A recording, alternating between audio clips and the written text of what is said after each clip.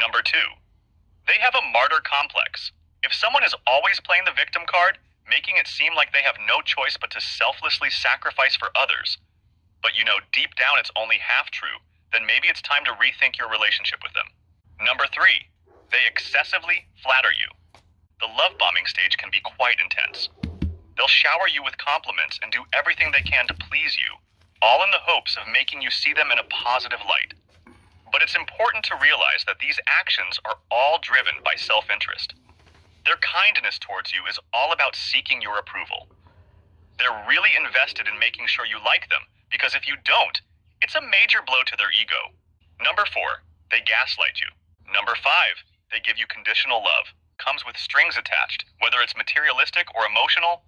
It's like you either have to fulfill their materialistic demands or go above and beyond to meet their emotional needs. So, when you're dealing with one, expect to give more than you receive. Number 6, they are deceptively kind. They put on a show of being nice just to gain trust and control. They'll go to great lengths to help people, painting themselves as the epitome of kindness. But in reality, it's all part of their manipulative nature.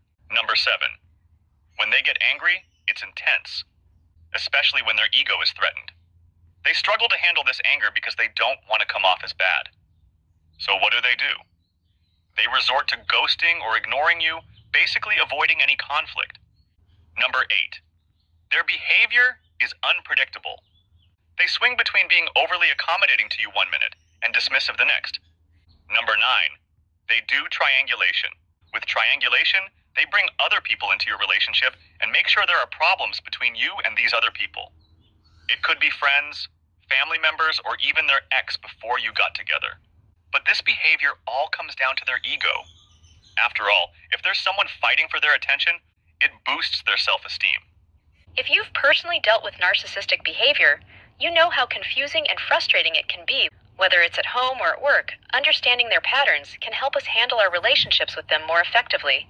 See, narcissists see those who stand up for themselves as too strong, and they consider them a threat. Why? These people radiate confidence and self-reliance, living independent lives unaffected by the narcissist's nonsense. They think, act, and feel for themselves, trusting their own judgment and staying true to their positive self-image. And they don't seek validation or approval from others to navigate life. When you start asserting yourself, their behavior takes a different turn. Once the narcissist is triggered by your strength, they will go out of their way to bring you down. Once your strong nature starts highlighting their flaws, inadequacies, or lack of integrity and moral compass, those traits they initially came to admire become problematic for them. In their mind, you become their adversary. Suddenly, you're cast as the villain, while they conveniently assume the role of the victim. This victimhood narrative is typical when dealing with a covert narcissist. They constantly position themselves as the victim, even in situations they've not only created, but also perpetuated. But guess what?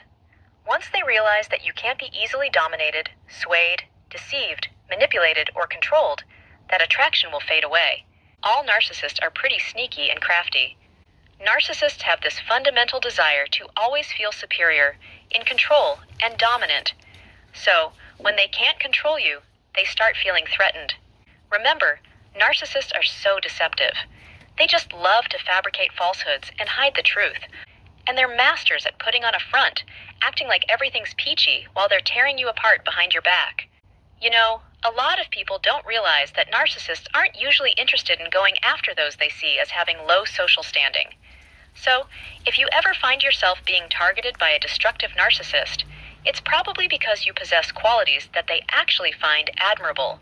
By being associated with you, they feel like their image is elevated and they look good. You embody everything that the narcissist lacks. Your strength, personal power, and dynamic attributes are undeniably attractive to them at first. So, it's only a matter of time before your strength becomes a big problem for them. But guess what? All this nonsensical behavior stems from their own buried feelings of inferiority. So, the good news is that you actually have the power to do something about it. First things first, it's important to prioritize distancing yourself from the narcissist as much as possible. Ideally, you want to completely cut ties with a narcissist. That means having no contact at all with them and burning all the bridges that'll allow them to get in touch with you. Lastly, Let's talk about setting boundaries. Learning the art of setting boundaries effectively is a vital life skill. Setting your boundaries is one effective way to safeguard your mental health and overall well-being. If you're unsure or lacking confidence in establishing healthy limits that protect your quality of life, don't worry. It's never too late for you to acquire this valuable skill.